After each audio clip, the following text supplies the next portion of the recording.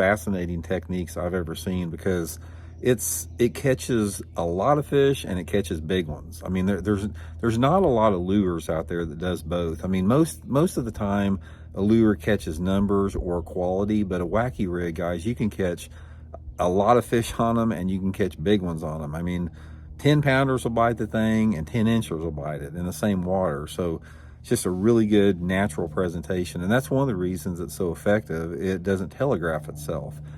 Wacky rig is a silent bait. It doesn't put out much water displacement. It doesn't put out vibration. Very natural looking bait, so the fish don't get conditioned to it. It's a really good bait to throw on highly pressured lakes, tough fishing conditions.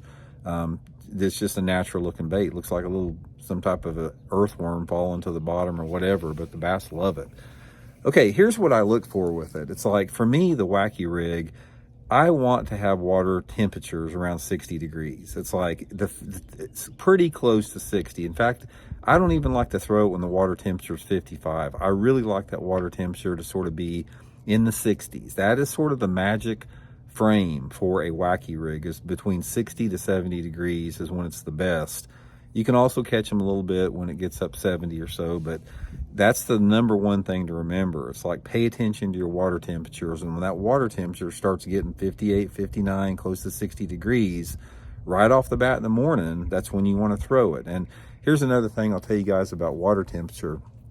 Don't pay any attention to the water temperature like in the afternoon. Say like today, we've had a nice warm sunny day here in Missouri, and if you go to the back of some coves that are shallow water, that water, it's going to give you a false reading, because it may be 60 degrees, but you go out to the main lake and it's 50 degrees. So when that water temperature is 60 degrees, when you launch your boat right off the bat in the morning, that's when I have that wacky rig tied on.